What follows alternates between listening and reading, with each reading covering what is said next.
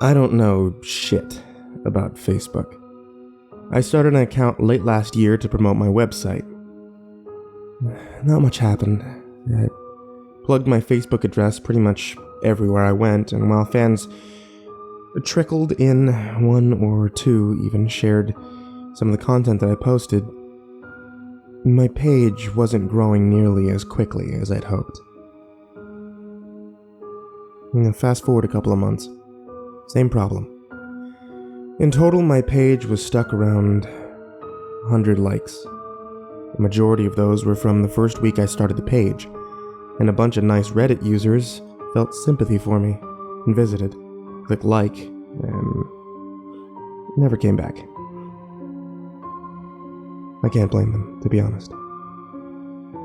I was in a creative rut.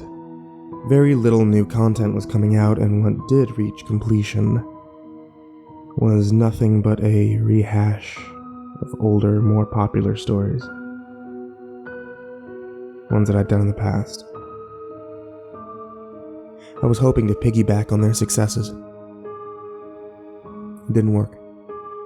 It was obvious that interest was waning. All this was coming at a bad time.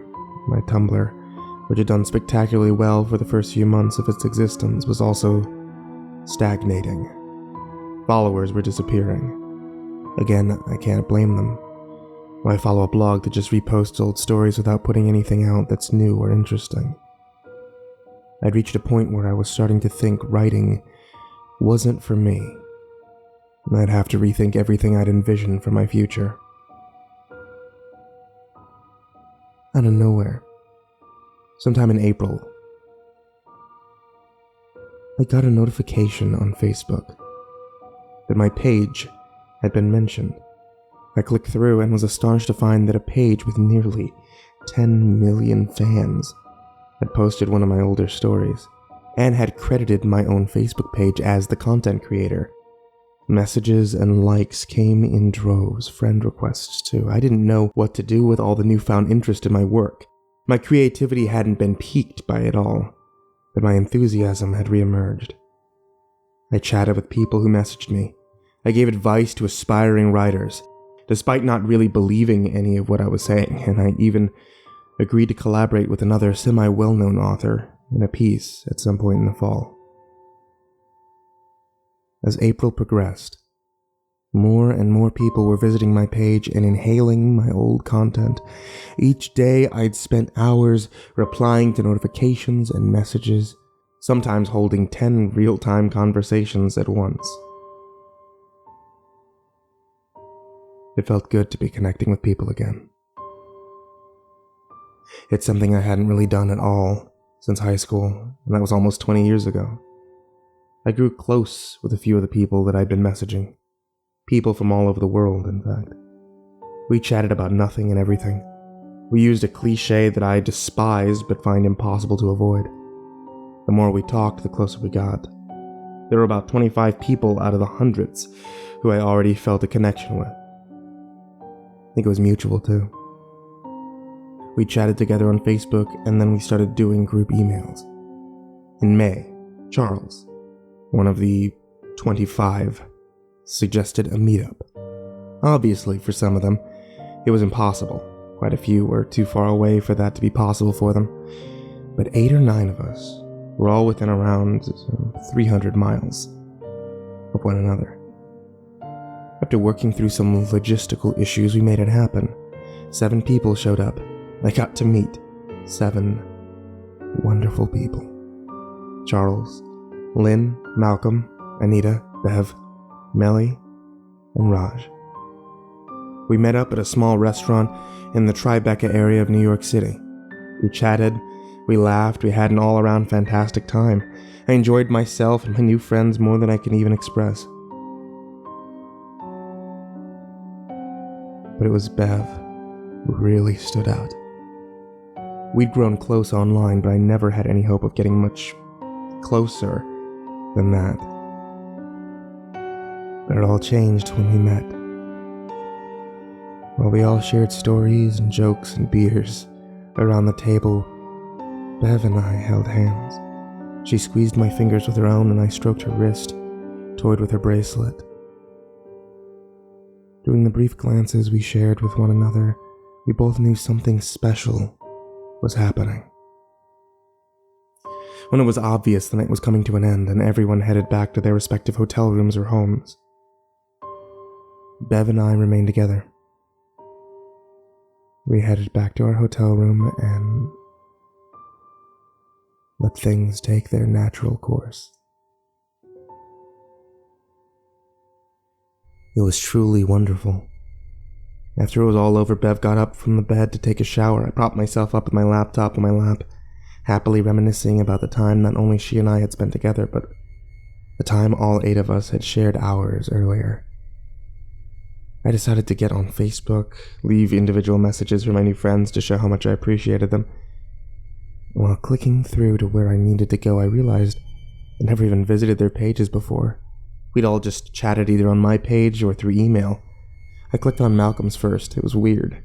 A lot of his friends had posted some pretty depressing emo stuff on his wall. I wrote my little thank you paragraph, and then headed over to Charles' page. Same thing. Just sad stuff. I wrote my letter, I moved on. Lynn, Raj, and Millie's were the same. A strange feeling started inside of my chest and gradually bloomed outward, while goose flesh prickled my limbs. I clicked on Anita's wall.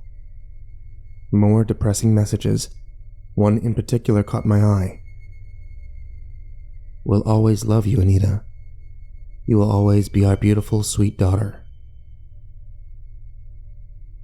It was from her parents. Dated 2011.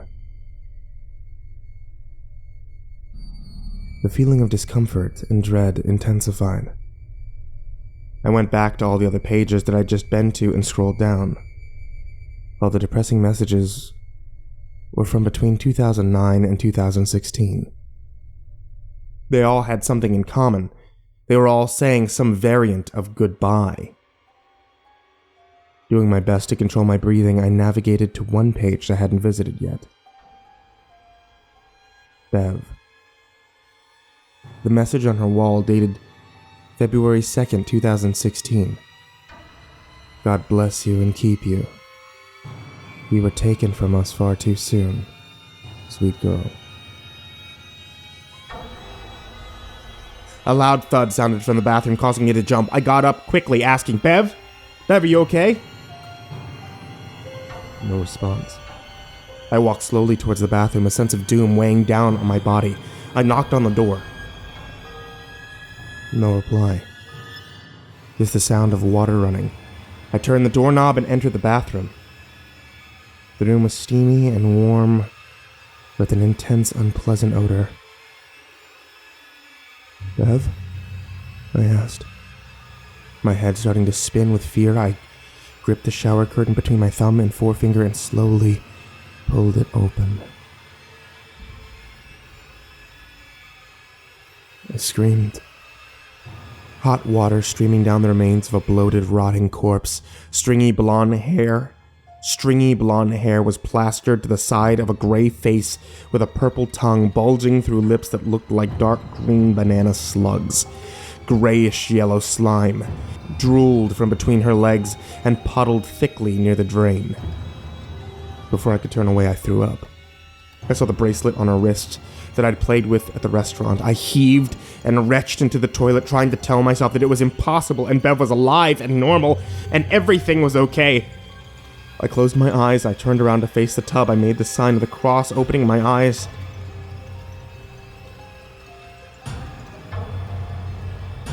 I nearly fainted with relief. The bathtub was empty. I inhaled. The smell, for the most part, was gone. I sank to the floor, tried to collect myself. The horror I'd felt was replaced with an immediate concern for my own mental health. I didn't know if I should call 911 right away or go to the hospital first thing in the morning and get checked out. I dragged myself to my feet and headed toward the bedroom to lie down for a few minutes. As I crossed between the rooms, I glanced in the garbage can next to the sink.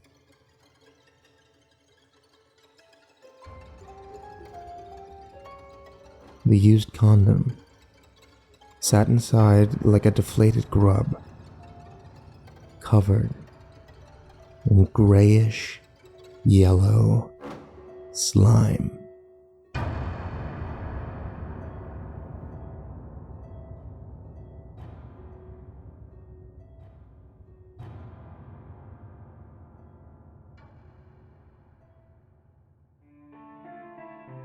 Hey there kids, it's me, MrCreepyPasta. Just wanted to say thanks so much for listening. You guys are what makes this channel worthwhile. There'll be new horror stories every Tuesday, Thursday, and Saturday night, as well as gaming live streams every Friday and Sunday night. Please help support on patreon.com/MrCreepyPasta, and you can hear me as well as many other creepypasta narrators live 24/7 at SCRM Radio.com. Sweet dreams.